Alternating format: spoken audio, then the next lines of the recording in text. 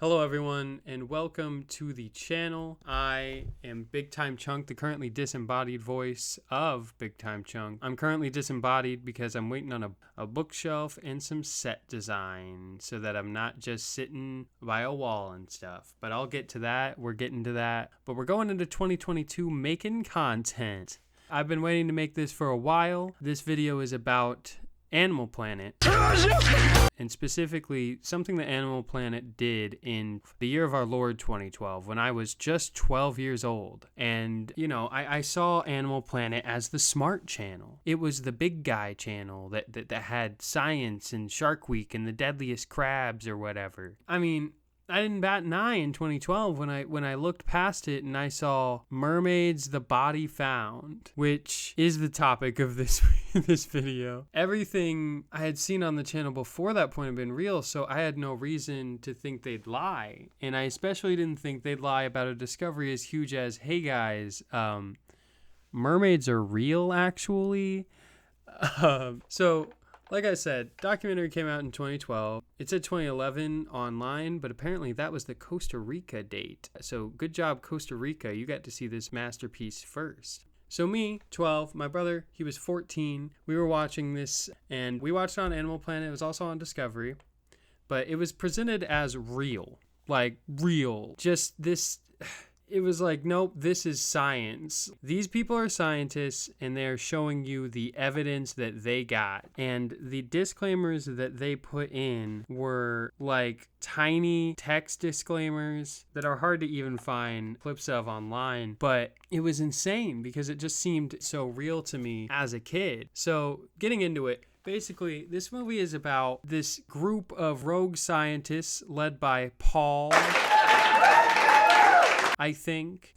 And Paul here says that the Navy has been responsible for these mass whale beachings, this big conspiracy about whales being beached with like possible sonar weapons. And by the way, yeah, just the graphics on the cutscenes when they do recreations. Getting that out of the way a little bit early here, at first at least. Yeah, they're bad. They're real bad. But you know what? Again, the year was 2012. Please keep that in mind. It was a simpler time. I was thinking while watching it originally, oh, this is something that I'm going to remember. Like, this is something everybody's going to be talking about. And nobody believed, nobody believed it. Other than me and my brother, like I think I might have asked a couple people and I remember them not really knowing. But either way, I was a sheltered little goon. Going into this project, I also had the distinct memory of watching it and getting fooled with like false filled in details. I thought that my brother and I had this false memory of there being like this immediate response show, which was the scientists giving a disclaimer, but it doesn't exist. It's just not a thing. There is a sequel, but it came out later. It wasn't immediate, and it's just all in character. We want 100% proof because you want 100% $1 million. And I'll talk about that later. But I guess we were just small brain farm boys. I don't know. You would not believe your eyes. I rewatched Mermaid's The Body Found, and one of the first pieces of evidence they used and that stood out to me was this fake cave painting.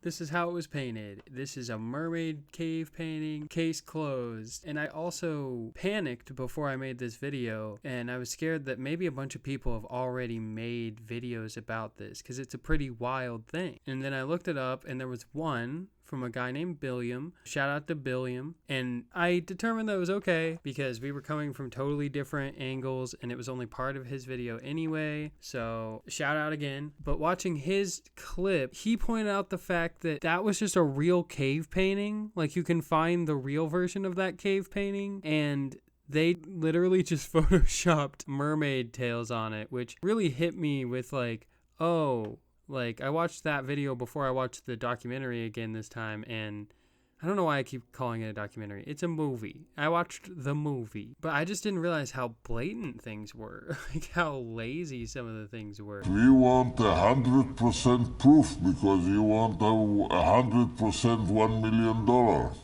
So I took notes during my rewatch, and first of all, some of them make no sense without context, and I'm going to go through those very quickly. This is a burner little segment, okay? lightning round. These are out of context notes from random spots in my original watch along. Mermaid Sopranos. Brian saying that orcas were wolves, and then saying let's talk about bears. Me saying, I don't know if the fish are going to be bears, Brian. I said, I saw what those kids saw. It was a big ass hand.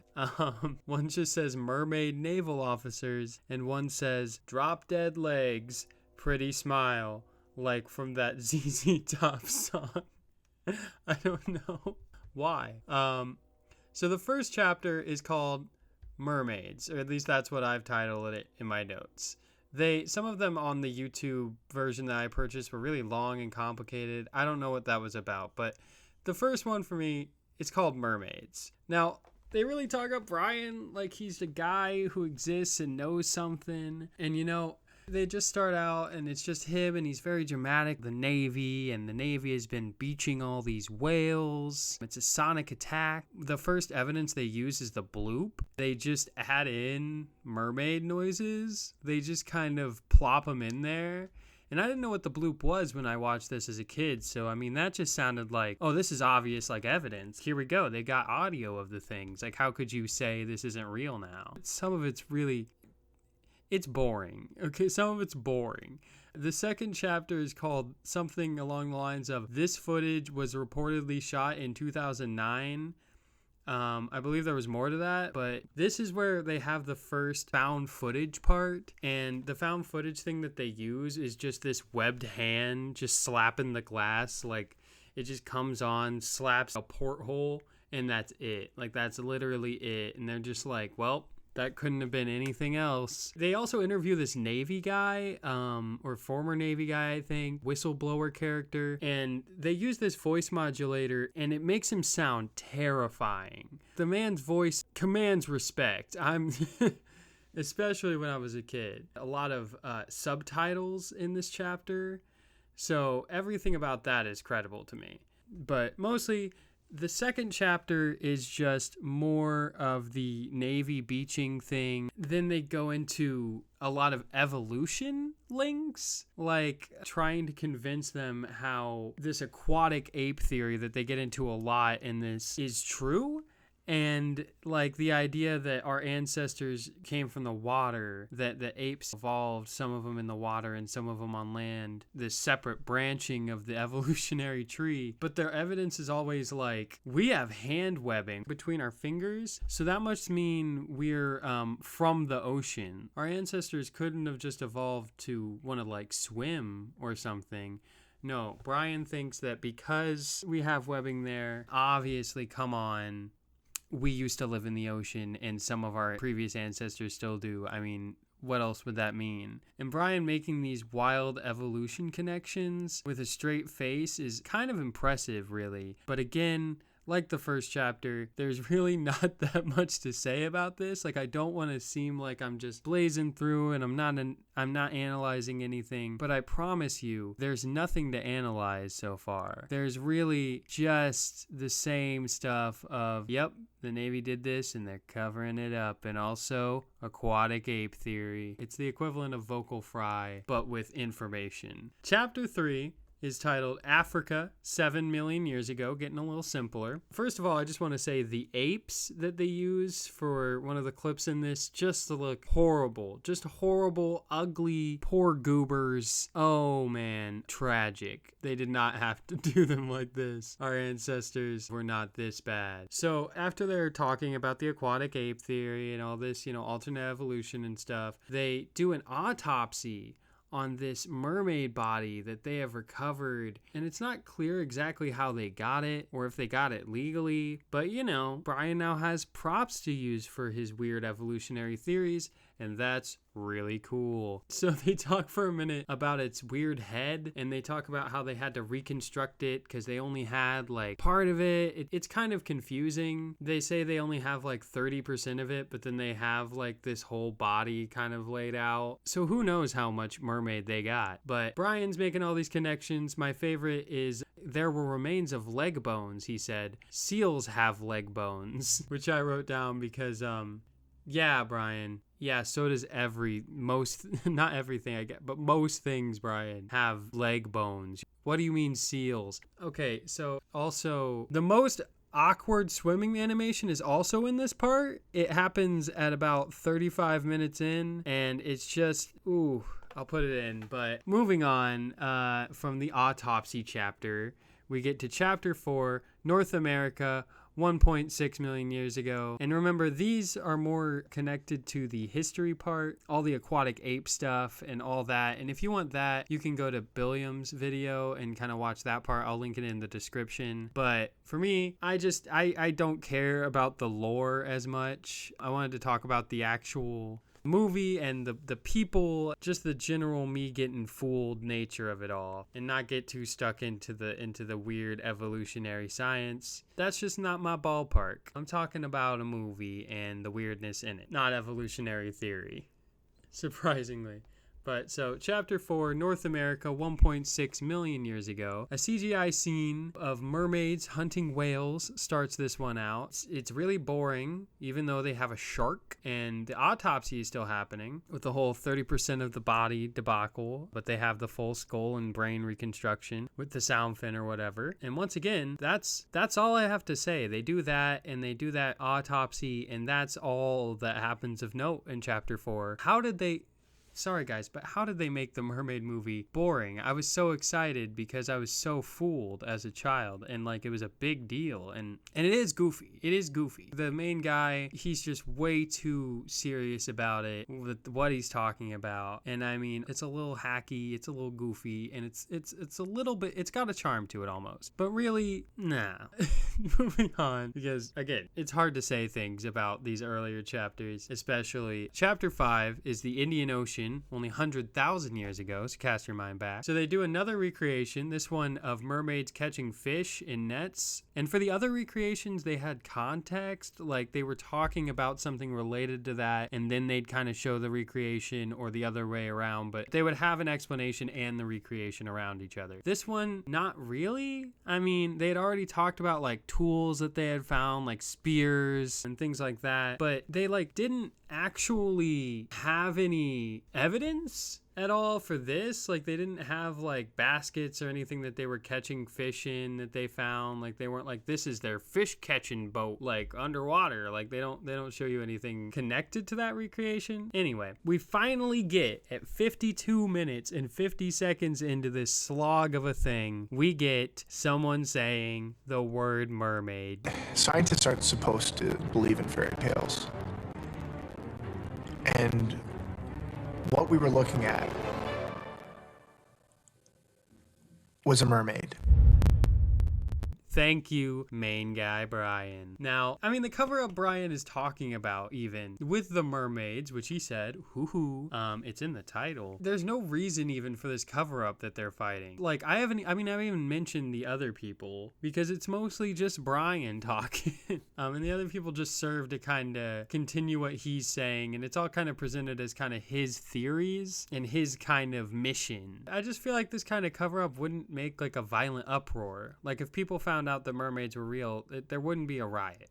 There just wouldn't be. Like, Brian's evidence is so ridiculous. He includes that mermaids are creatures of legends, right? So, checkmate. He's basically saying that since they're present in several different legends, that they must be real because I guess the world was just never connected before the modern day at all. There's lots of half-human hybrids in legends all over. That doesn't go anywhere like the rest of Brian's crackpot evolution theories. However, there is a video at the end of this chapter with a mermaid busting out of a fishing net, and it was gold, but it's about 56 minutes in, and it actually looks kind of good, and it's kind of freaky, and I like it, so props to them for that. And then the final chapter, I know, it's already at the end, and barely anything has happened. They just found one mermaid partial body. They've talked about evolution. They've talked about the Navy. Hello, you've reached the Navy's automated phone service. Squidward! Mermaids. They're running the Navy! Not the Navy! The Navy hiding sonar weapons and maybe using the mermaids for sonar weapons, but really not much has happened in the way of actual discoveries and movement in the plot. Now, Chapter 5, Egypt, present day, it's really apparent that this documentary hates the Navy. For some reason, and again, it's a movie, not a documentary, but I wrote down documentary in my notes. They keep saying, like, do they think they would be honest with you? You dummy. Like, you think the Navy of all people? Like, the tone when they talk about the Navy just makes me think somebody who wrote this just had a weird grudge specifically for the Navy. They blame all their lack of evidence in this on cover-ups. Every time it's the Navy. Or this time in Chapter 5, the mermaid corpse gets repossessed. It's the police this time. They come in and they take the mermaid corpse in the night, and Paul or Brian or whatever is very upset. And Brian is very upset because the cops have taken his mermaid to, I don't know, give it back to the Navy. And that's where he insinuates that the Navy was making the sonar weapons using mermaids, maybe? Like the technology? All of a sudden, these kids come in who have footage of this beached mermaid. And in this footage, there's something that just really stood out as, oh, this is our like final evidence, guys. It's just a jump scare. It's just a cheap jump scare. This time, the graphics do matter because this time it's not a recreation. This time it's not an animation. This time it's supposed to be found footage. It's like cell phone footage, and it's so bad. And like, it did scare me a little bit. I'll be honest. Even full adult me now, it spooked me a little bit when it popped up, but like only for a second in the way jump scares do, where you kind of get scared and then you just kind of say like, you're done. Like it only lasts for about a second. And it really cheapened the whole thing for me when it was just like at the end, after all this, after being pretty bored out of my mind by something that should have been way more wild, but something that at least kept me like watching the whole time. And you can keep watching even if it's not really saying anything. But then after the jump scare, it's just like, man, they do another recreation, and I didn't even write down what it was because I apparently it was just forgettable. And the end of the last chapter, by the way, is the part that really signified the most how boring and forgettable this ended up being, because I found out that the name of the main guy was Paul. It wasn't Brian. This whole time I didn't even know the name of Brian was a different guy on the crew. And like I said, I didn't mention the rest of the crew because the rest of the crew aren't characters. Like, they don't exist. So let's just get into an analysis. The capacity for summary here is pretty low. Believe your eyes.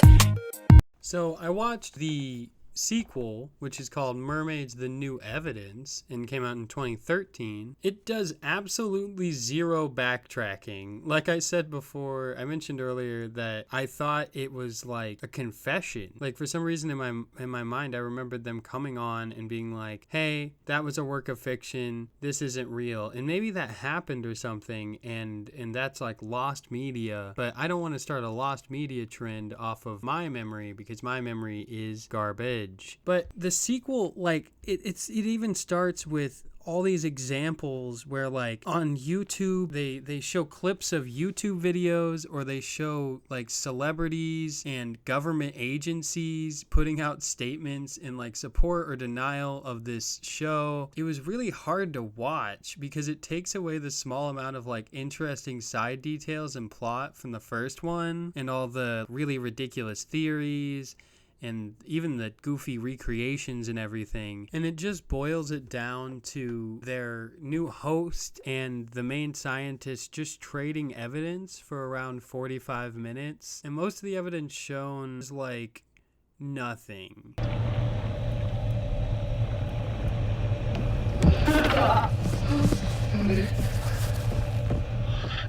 You got it. You got it.